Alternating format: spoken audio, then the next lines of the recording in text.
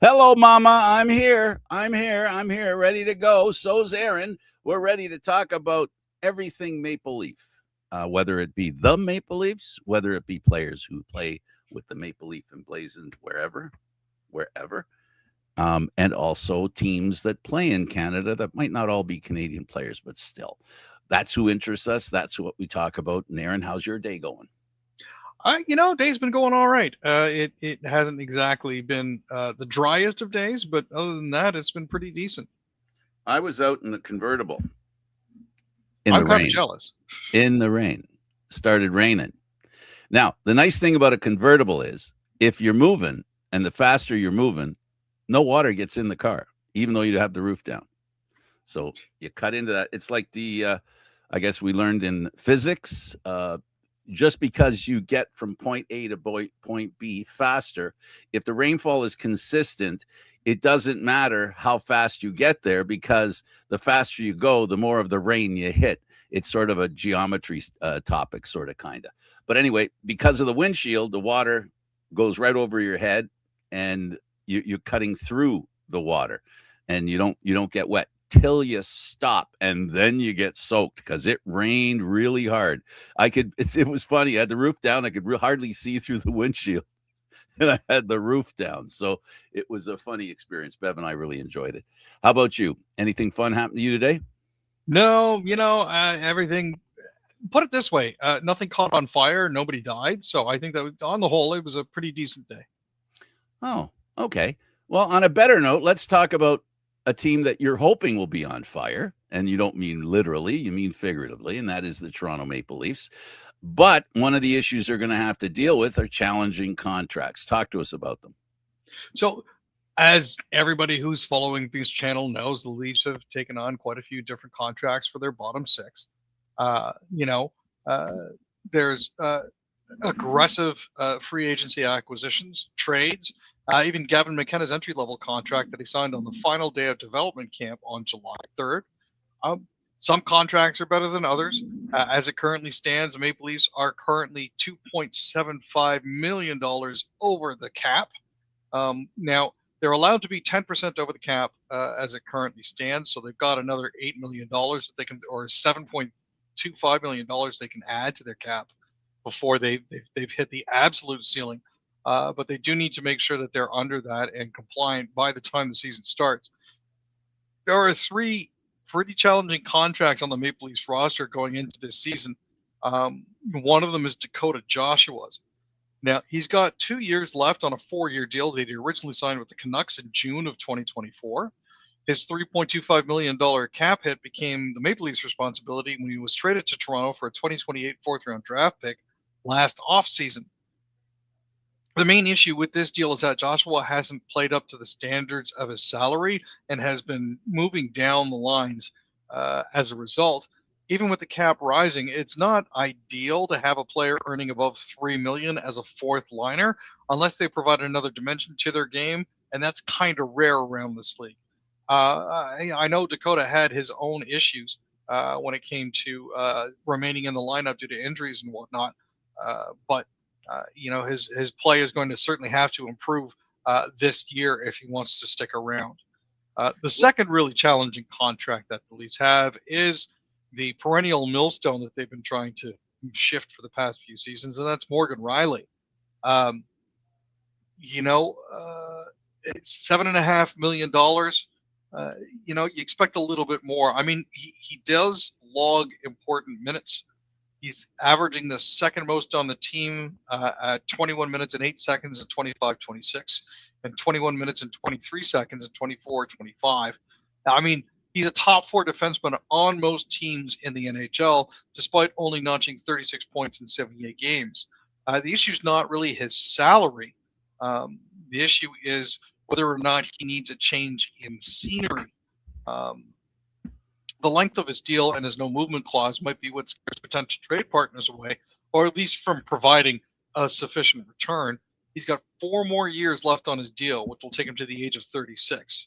With that, he has a no move clause for the rest of his deal with a modified 10-team no trade clause attached to the final 2 years of the agreement.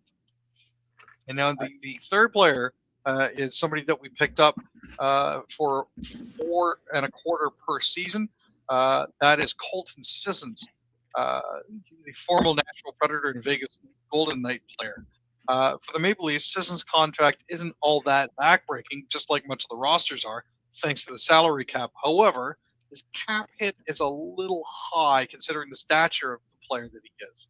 Now, he's never been a difference maker offensively, and that attribute is the common denominator in playing a high price tag for a skater, even defenseman. Instead, he's more known for his two-way game and efforts on the penalty kill and in the face-off dot. Now, those are still very helpful, but it's not exactly rare. And his cap hit isn't blasphemous. He's still an effective player, but the fact that Sisson's salary is just about 140 grand less than what Tavares makes, who's a consistent 30 goal scorer, is slightly puzzling, even if Tavares took an obvious pay cut. So these three guys are ones that are going to have to step up for the Maple Leafs this season if they want to crack the lineup and if they want to help the Leafs continue to be viable. The Maple Leafs brought in a former Vancouver Canuck and teammate of Joshua's. They're hoping that their relationship will be re-sparked come the regular season. Morgan Rielly, the problem with Morgan Rielly is he's getting paid, top defensive pair, right? And so that's an issue in that regard. And it's his production that's the problem. This guy he's an all-heart Maple Leaf through and through character guy. But unfortunately, character only gets you so far. You basically, they don't have him just for character. They have him for, creating offense, which usually when you expect that from a defenseman, it's from the point, a shot, and he doesn't have one. And that's why the Leafs spent a whole boatload of money and gave away a good goaltender that they had and a draft pick because they felt the guy they were bringing can do what Rielly can't do, and that is shoot from the point. And the last guy, Sissons, he's the kind of guy. I agree with you. That salary speaks not well when you look at it at face value. It doesn't bode well. But here's the thing: he's a playoff guy. He's a guy who plays his best hockey in the playoffs. So again, the switch that the Leafs have done, it looks like at least what they're trying to do is to create a team that's hard to play against. If there's a knock that the last few seasons of Maple Leaf teams, if you could say what they were short on, and that is difficulty. They were not hard to play against. And therefore, in the playoffs, if you're not hard to play against at all, that's a characteristic that'll hurt you in the playoffs. So they're hoping with these guys that they've got the kind of guys that will help them get into the playoffs, which is going to be a challenge. And we always talk about this. That's challenge A. It takes maybe a different set of kind of guys to get to the playoffs. But then there's a whole different group you need, or you need guys that can do both. And that's what the challenge is for the Maple Leafs. They've got to hope that they've got enough players that do enough of both. They end up in the playoffs and end up in a position where they're playing a team and they are hard to play against. The Leafs, who have the most to prove, Aaron, it has to be, I'll throw in Austin Matthews and you go from there. Yeah, I mean, Austin Matthews is a given. His offensive production has been way down over the past 2 years. I mean, part of that is related to injuries. And another part of that is how he's been deployed under Berube as opposed to under Keefe. In Keefe's last year as a head coach, Matthews started 9.9% of his shifts in the D zone, compared to Berube, where he was 16.3 and 13.5% respectively starts in the D zone. That doesn't help him. So he's definitely going to have to figure out if he can work in Jim Hiller's system and get himself, back into the green, as it were. Morgan Rielly is another player who had issues under Berube. In 23-24, Rielly had 7 goals and 58 points. Now, that falls above his career average, all while earning the second highest average ice time of his 13 years in the NHL. But this past year, he only had 11 goals and 25 assists for 36 points under Berube. So not only is his offensive production down, an area that signals he's at his best or not, but he's also looked slower, less confident with the puck, and out of place. Stolars is another guy that needs to have a bounce back season. He only played 34 games in 24-25 and was one of the best goaltenders when it came to it. He had a 2.14 goals against and a 926 save percentage. 1 year later, you're looking at a 3.28 and an 893 save percentage. That is some of the lowest numbers of his career. The year after he signed the longest contract of his career, a 4-year deal at $3.75 million per. Hopefully he'll have had a chance to sort of get himself back together over the course of the summer, and we'll see if he can bounce back. Darren Radish is another guy that's going to have something to prove. He had 22 goals and 70 points, blowing away his previous production of 6 goals and 37 points in the season prior. Now, it certainly helped. They'd be given more responsibilities on the back end with the Tampa Bay Lightning, seeing 22-42 of ice time on average. But his new massive raise to $8.5 million over the next 8 seasons means he's going to have something to prove. Yes. What I will say about Matthews is this. What we've learned the past few years is that when he starts in the defensive zone, by the time he and his mates get into the offensive zone and play around there for a little bit, he doesn't have the gas to make it back to his own end. No. So when we say his defensive responsibilities are being tightened, we are not eliminated, tightened. So now what happens is most of his energy, we hope, if you're a Leaf fan, if you're, management, that most of his energy is used doing what he does best, or at least has done best, and that's put the puck in the net. And just to get back to enough energy to get back to the bench so that the other players can play defense if that's what they need to do. At the end of the day, I think that's going to be the subtle difference that might help him if he takes advantage of the opportunity of starting in the other end zone, having a little more energy, and also maybe even a little more energy to shoot, because the guy has a great shot, but we haven't seen it seems, in a long time. Not the kind of shot that we became accustomed to in that 60-goal season. So the Leafs hope that this change, at least we're hearing that's what they're thinking of doing. If that's what they're doing, they're obviously hoping that the energy level that he expends in the offensive zone and leaves him enough on the defensive zone, instead of expending a lot of energy bringing the puck into the zone and then back checking, is a little too much. It's more than a 1.5-minute shift, 2-minute shift in that situation. All right, let's go to the second period and let's talk about Suarez penalty in MLS action. Miami wins. Miami. Yeah, sorry. Miami was a little short-staffed. Montreal's offense has kind of hit a brick wall. After the arrival of Philippe Ulafroy as an interim head coach, it seemed that they got a bit of a boost, but they scored in 8 of their 9 games leading up to the World Cup break. Since then, they haven't scored in their past 3 MLS matches, which is certainly something that's frustrating. Lionel Messi and Rodrigo de Paul weren't playing, so that left them a little bit short. But the fact that Suarez managed to convert a penalty kick in the 81st minute kept Montreal at 4-10-3, winless in their past 6. So they've got a little bit of a difficult road to hoe if they want to try to get back up the table. Absolutely. DC United beat Toronto FC 2-1. TFC has not won a game in a very, very, very long time. Yeah, it's been very difficult for fans to watch, man. Corbiano's first goal of the 26th MLS season tied it in the 75th minute, but Hybarubo converted a spot kick in the 100th minute, powering DC past Toronto 2-1 in obviously dramatic fashion. TFC is continuing the road swing to visit New York on Friday. I don't know what this team needs to do to figure out their offense. It's been very difficult for them to score pretty much at all. They've been having to rely on Gavrin far too much for clean sheets in order to get points. Absolutely. Minnesota was in Vancouver playing the Whitecaps. Nobody could score in that game, so they tied 0-0. Yeah, Minnesota's gone 0-3-3 during a 6-match winless streak. Their goalie Calendar got his 5th clean sheet over 17 starts in his first season. Takaoka had 3 saves for the Whitecaps. He were 10-3-3. It was his 7th shutout in 15 starts this season and his 34th on 114 career starts.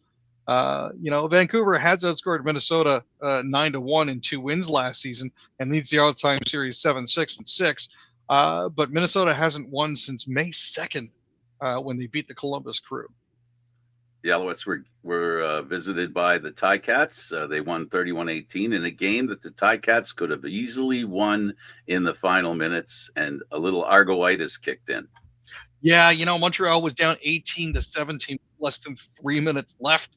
Jose Malatos Diaz converted 2 field goals and added a single before running back Travis Theus sealed the win with an 8-yard touchdown with 24 seconds left. Just absolutely stunning reversal of fortune for the Ticats. The Calgary Stampeders played the Bombers, and they beat the Bombers, and the Stamps looked really good. It was an interesting game, Aaron. 52-30 certainly sounds a lot less interesting than the game actually was. But McAllister was one of the bright lights for them. That's Tyreek McAllister. He managed to get 3 different types of touchdowns. There was a rushing, a receiving, and a kick return, all in one half. In the first half, yeah, he was fantastic. He was incredible that night. And Vernon Adams Jr. has been fantastic as well. He had his 18th touchdown pass of the season without an interception. Helped him pass Ricky Ray and Darian Durant, who both had 17 touchdowns before their first picks back in 2013. So it's been a while since that record's been broken. Unfortunately, in that game, he threw an interception as well. Yeah, all streaks come to an end. So it came to the end. And then, of course, there was the Argos against the BC Lions. And in watching this game, I have to tell you, Aaron, the Argos this time won a game they were supposed to win. And good for them that they did that. They need that confidence builder. The BC Lions, on the other hand, are playing without their number 1 quarterback. And that's why I said it's a game the Argos should have won. But they weren't playing with their number 1 quarterback either. But they just happened to have sitting on the sidelines, chewing on a stick, wondering, I wonder if I can get in, says the MVP of the Grey Cup they last won. So they're in good shape with what they have as a backup, better than I believe any team in the league. Oh, for sure. And a 26-12 win is one of those confidence builders for the Argonauts that they're going to need coming down the stretch. Now, apparently, Kelly's x-rays came back clear. So he is expected to be back on the field for the Argonauts for their actual home opener on August 6th. Brady Litster had a pretty good game as well. He connected from 24, 47, and 48 yards. So that's a good sign. Not exactly sure if you've heard anything going on with Liram Hilralahu that might have kept him out. I know that he was mentioned as ineligible due to non-football reasons. I was just wondering if you had any insight. It sounds like basically they're saying some form of emotional situation. It's mental, not physical, right? But you know what? The pressure of being a professional player in football is really immense. And to be a kicker, there, as much as we talk about quarterbacks and such, but when it comes to stress level, not because of the repeated requirement to be doing your job well, it's the few times that you have to do your job that you're required to be perfect, and anything short of perfect could be a disaster. And what we've seen the past couple of games before this last one is exactly that, the disaster that comes from missing a kick. He missed one and they ran it back and won a game. He missed one and they lost because they lost by a point. So, I think the stress of playing, kickers are human beings. I know sometimes they're treated like goaltenders. People think that kickers are kind of weird anyway. There's something different about them, but they're human. And this is a tough situation for Liam. A great man, a great player. He's a guy that's been really good, and I feel bad for him in this situation. It must be frustrating, and I hope he works things out. No, for sure. It'd be good to see him back. Now, there were some Argos fans at the last game that he kicked in who are apparently of the opinion that no one short of God could have made a kick from there, especially on the last play of the game, the way it all turned out. So, difficult conditions. There's a lot of pressure. I certainly hope that he gets the help that he needs because he is a really good kicker. The Argonauts need him back in the lineup. More or less what he needs. It isn't like we're not pressing the panic button here. What he No. needs is a reset push. He needs a reset button. He's got to reset to what he's default to his ability as opposed to concentrating on his inability. Major League Baseball, Scherzer. Interesting. He's starting for the Nationals. Yeah, he's been lighting it up with the Bison apparently, and doing a wonderful job down there. This is going to be his 7th start of the season. He's been off and on the IL all year and was put there in mid-June due to back spasms and a thumb injury. So, he's got a 1-4 record and a career worst 10.23 ERA. But he's confident. He's confident that he's going to be able to do well. He hasn't pitched in Washington since the 2023 campaign, spent 7 seasons with them, and picked up one of his 2 World Series rings with them. But, with the Jays at 48 and 58, last in the AL East standings, it's a tough row to hoe. Absolutely. Habs, and let's jump right to the third period, Aaron. The Habs and Ducks, they make a 1-for-1 trade. Yeah, so this is for minor leaguers. They've acquired Sean Farrell from the Canadians, the Ducks, and the Canadians get Sasha Pastujov on the way back. Now, Farrell is the only player with NHL experience in this deal, but he spent the last 3 seasons with the Laval Rocket. He was originally a 2020 entry draft guy, played 6 games during the 22-23 season, and he had 1 goal. Pastujov was drafted in the 2021 entry draft, but has never played in the NHL. He did have a strong season with the Gulls, recording 21 goals and 36 assists for 57 points in just 71 games. So there is the possibility that he's going to be ready to go for the Habs sooner rather than later. Let's talk about the Battle of Ontario teams, Toronto and Ottawa. How do they compare, Aaron? Well, the way everything looks, Ottawa's got Florida's 9th and 25th picks in the 26th and 27th draft. They flipped them for William Eklund and Kasper Halttunen, as well as Brandon Svoboda. They also got Andre Burakovsky from Chicago and signed a few free agents. This will serve them in good stead, provided they can get everybody on the same page together. I certainly can see them getting back into the playoffs again. Toronto did have the better offseason, but Ottawa looks to be the better team at the end of the day because they're more well balanced. How about compared to Montreal? Wow, this is always a fun one. At the end of the day, based on the free agent signings and the subtractions that the Habs have made, as well as who Ottawa has picked up, the Senators were busier, but Montreal had the better offseason because they didn't have to trade Nick Suzuki and then try to replace him. They're still very close, but it's probably going to be Montreal that's going to be the better team this time around. So the Sens could find themselves in a Habs-Leafs sandwich at this point. So it'll be interesting to see where everybody ends up come playoff time because that's the final bellwether. Is there a final answer for the Jets when it comes to Hellebuyck?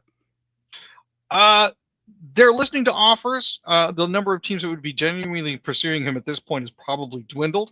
But ideally, they really want to try to keep him. If they can trade him and get a fair return for him, then they're going to be willing to do that.